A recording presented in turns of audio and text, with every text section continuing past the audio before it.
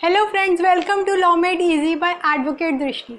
सबसे पहले मैं ये क्लैरिफाई करना चाहती हूँ कि इस चैनल का नाम law made easy by advocate Drishti है, ना कि केवल लॉ मेड इजी। तो प्लीज़ ध्यान रखिएगा। आज की वीडियो नंबर 32 है। इससे पहले 31 वीडियोस आ चुकी हैं, तो वो आप देखिएगा। उसमें कुछ मोटिवेशनल वीडियोज़ भी हैं। इसके अलावा CRPC की, करंट की, लीगल की सब वीडियोज़ हैं। तो प्लीज़ वो लाइक और सब्सक्राइब कीजिएगा और शेयर भी कीजिएगा।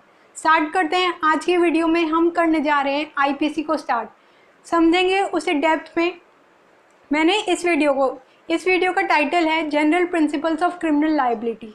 अगर आपको वर्ड क्लियर नहीं हो रहा है तो प्लीज़ आप मेरी बात सुनिए और उसे नोट डाउन करते रहिए और समझने की कोशिश कीजिए।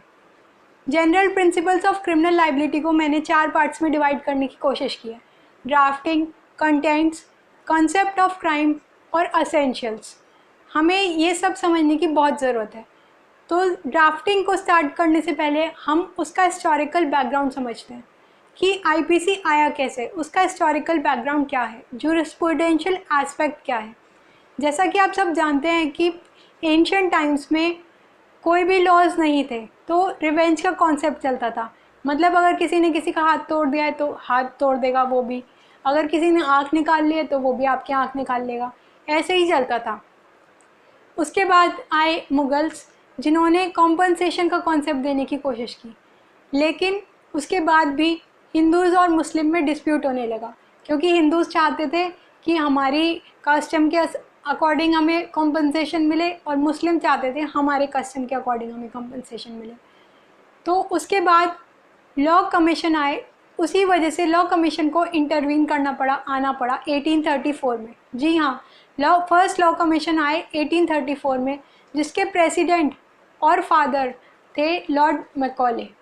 इसके अलावा 3 और मेंबर्स थे इस कमीशन में, जिनके नाम हैं लॉर्ड एंडरसन, लॉर्ड मिलेट और लॉर्ड मैक्लॉयड।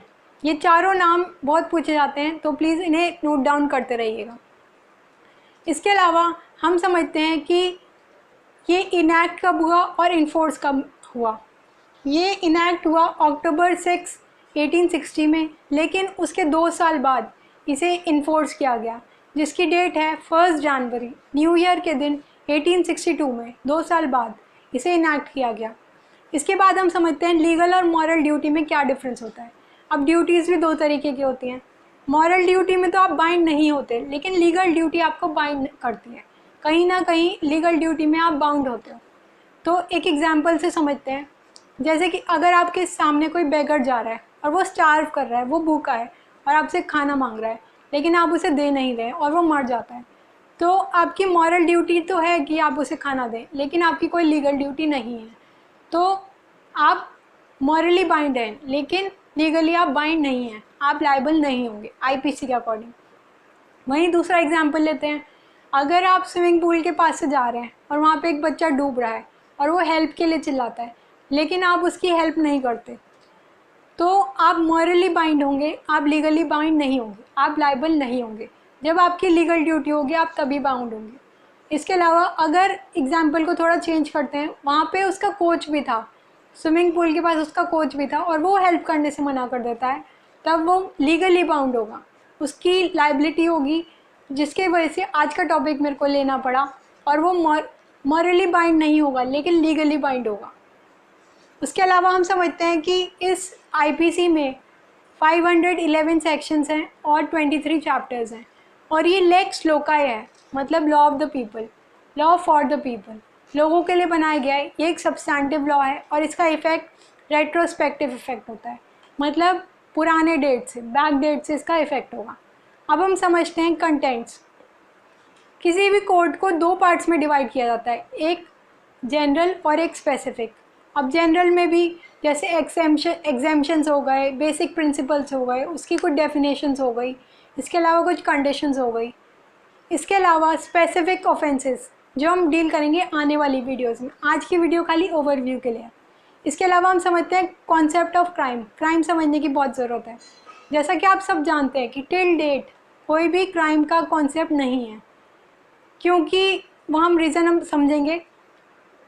इसका बेसिक रीज़न क्या है कि आज तक कोई भी क्राइम की डेफिनेशन नहीं दी गई, क्योंकि बहुत सारे एक्ट और ओमिशन जो हैं वो पनिशेबल हैं, वहीं बहुत सारे एक्ट और ओमिशन जो हैं वो पनिशेबल नहीं हैं। इसीलिए आज तक क्राइम की कोई एग्जॉस्टिव डेफिनेशन नहीं दी गई। Although section 40 of IPC as well as section 2 sub clause N of CrPC में ऑफेंस की डेफिनेशन देने की कोशिश की।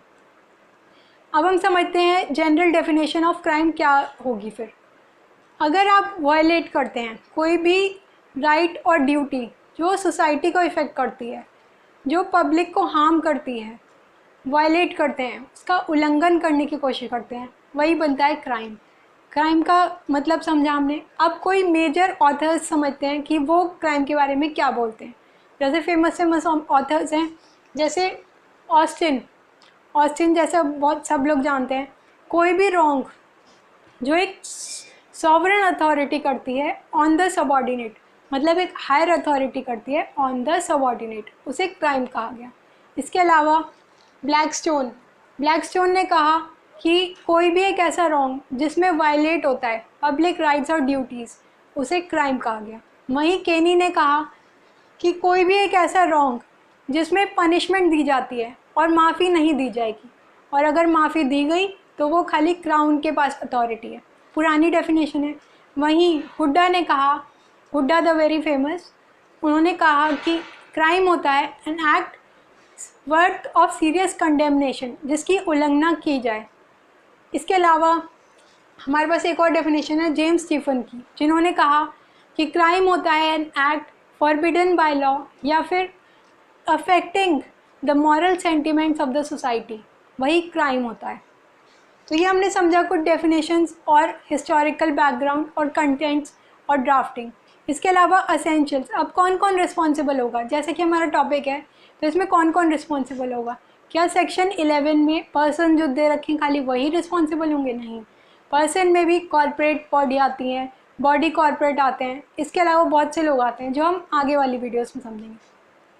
तो हम समझते हैं कि क्या क्या असेंशियल बनते हैं क्रिमिनल लाइबिलिटी में। सबसे पहले तो पर्सन ही होगा ऑब्वियसली, उसके अलावा मेंस रिया गिल्टी माइंड, इसके अलावा एक्ट और ओमिशन एक्टस रियस, इसके अलावा क्या बना क्रिमिनल लाइबिलिटी जो कि है इंजरी मतलब किसी को हानि, किसी को क्षति पहुंचाई गई। इसके अलावा विक्टिम या फिर अक्यूज, दोनों पार्टीज़ को, जिसको पहुंचाई गई और जिसने करा, दोनों पार्टीज़, मतलब हमारे पांच असेंशियल्स बने।